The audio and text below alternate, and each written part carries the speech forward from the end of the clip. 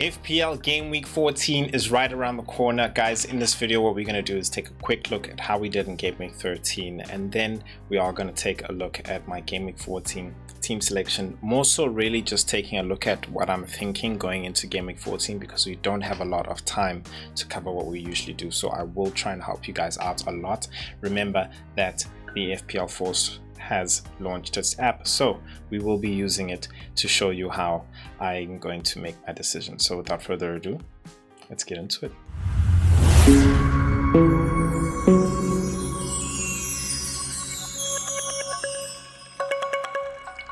All right, guys. As I've mentioned, everything that I do use here is from the FPL Force, and we are on the live FPL page, which shows us how your team has basically done so far or is doing during the game week. Now, 43 points is actually really good. I'm very happy with it. I think my rank will change, will probably knock down just significantly to this, because there's a lot of people who did their free hits. Mo Salah didn't play, bonus points still got to get calculated, so I might just drop down all the way to like 400k in rank rise. So for me, I think that's really great. I think anything when you go over 400, when you go over 100k in terms of rank rise is really great, especially when you're like, of course, like in the top million. So that is the aim. So rank right now, you know, can't even see it, but nonetheless it's a green arrow for me. How did my team do?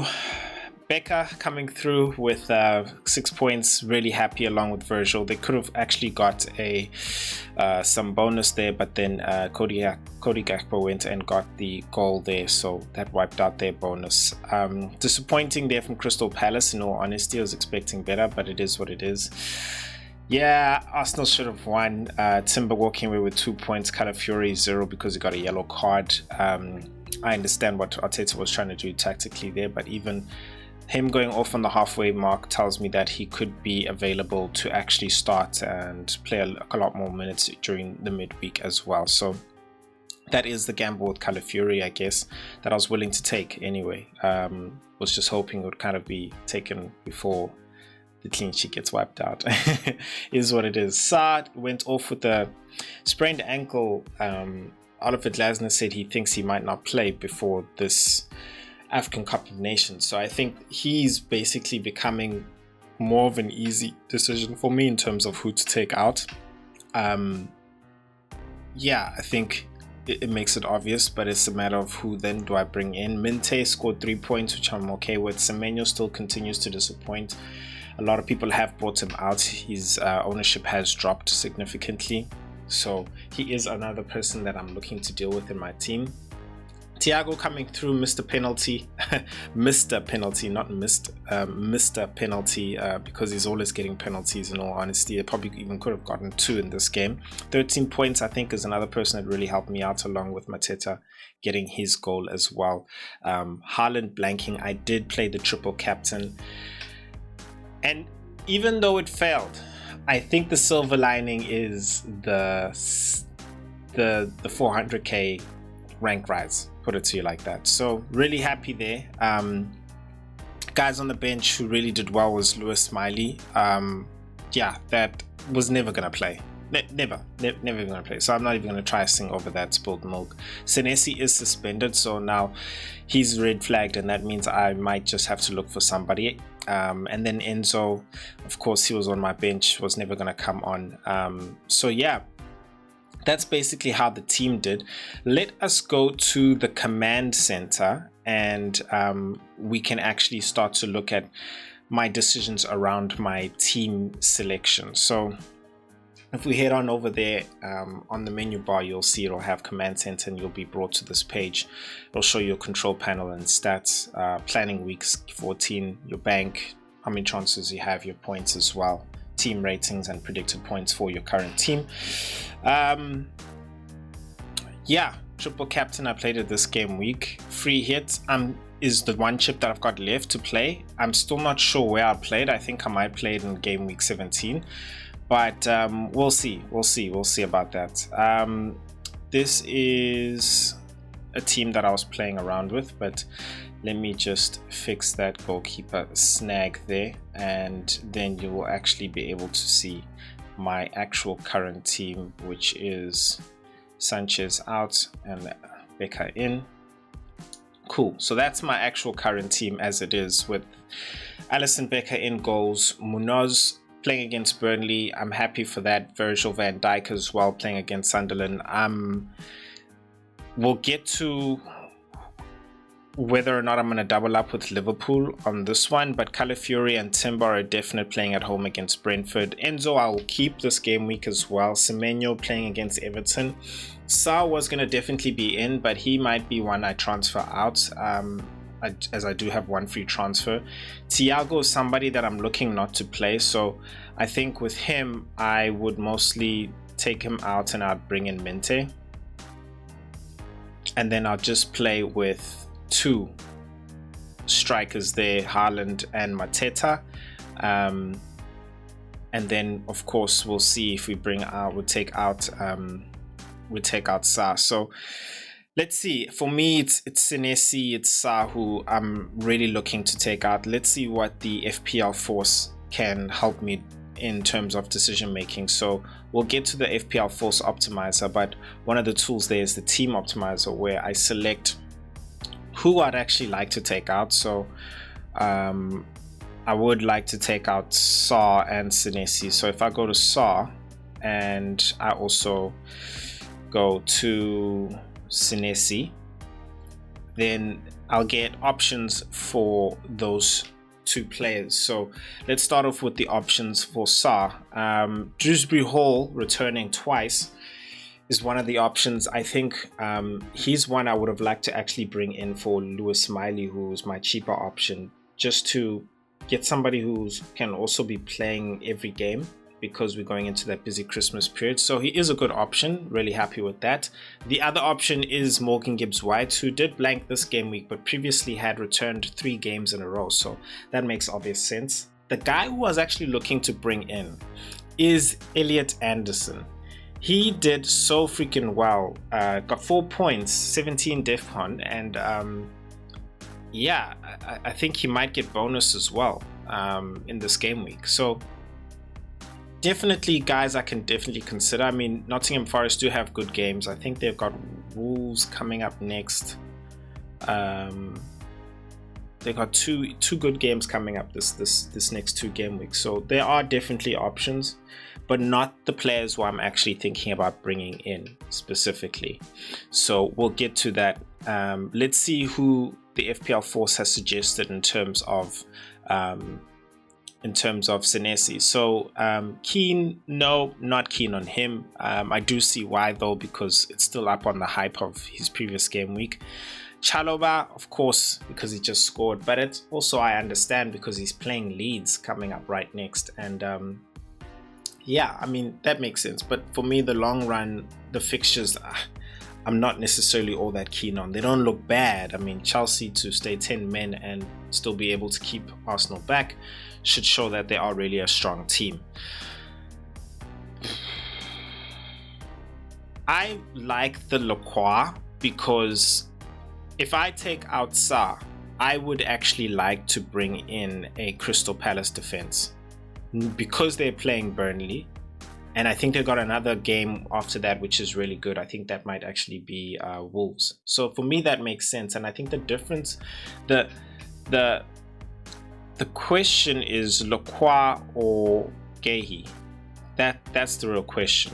So yeah, that will be the real question between the two. Now let's go to who I actually am thinking about when I go up here and I want to go to my midfield. So in terms of taking out player, I would like to take out Sa. If I take Sa out there and actually bring in, where is this player? I don't want to announce him first. Yes, you guessed it, a Brian Mbeumo. Ooh, I'm 0.2 million short. Damn. Let's see. No. I don't. That's not how much I have in the bank. Let me just make sure that's how much I actually have in the bank with this squad. I'm very sure I've got 2 million in the bank. Just checking now here if I got 2 million in the bank. Transfers. Yes, I got 2.3 million in the bank. So okay, because I made that transfer, I think that's why. So I can, this is a nice thing, you can actually edit your transfers. 2.3 in the bank. Okay, cool. So if I do that 2.3 in the bank, right, and I say SAR out, and we go to Mbuemo. Okay, cool. I do have that money, but now let's see, right, how much we have left. 0.4. Yeah, then I'm very sure I still have the money to go to a defender, which would be, and I think for me this is the deciding one, is do I go for Gehi or Lacroix? Now, one of the things which I wanted us to get to was the dual force, right? So this is one of the tools that we can use in the FPL optimizer, and it basically helps you choose between the actual players. So we can put in Lacroix there, and then what I'm going to do is I'm actually going to copy Gehi's name there, and I'm going to put it in there, and we can go, okay, well, I mean, it should give us next 5, and let's see. Lacroix is better option for the next 5 game weeks, better form, and I guess that's why he suggested him. And if we look at Gehi's DEFCON per 90, right? Let's see what it is, because that's the thing for me. I'm looking for a person who's 10, so he's at 8 per 90, right? Now let's take a look at Lacroix, who did get DEFCON, and he is much better. Yeah, it makes absolute sense. So the Mbuemo to SAR is the free transfer, and this is the part where I'm just like, okay, I'm not sure if I should be doing this or not. This is what the team would look like basically, right? Without taking the hit, because that's what I'm trying to decide. Am I going to take a hit for this? Yes or no? If I do take the hit and I bring in Lacroix, I want to take out Virgil van Dijk. And I just say this because I just feel like Sunderland is a team that can score against Liverpool, who haven't been performing all that well at home.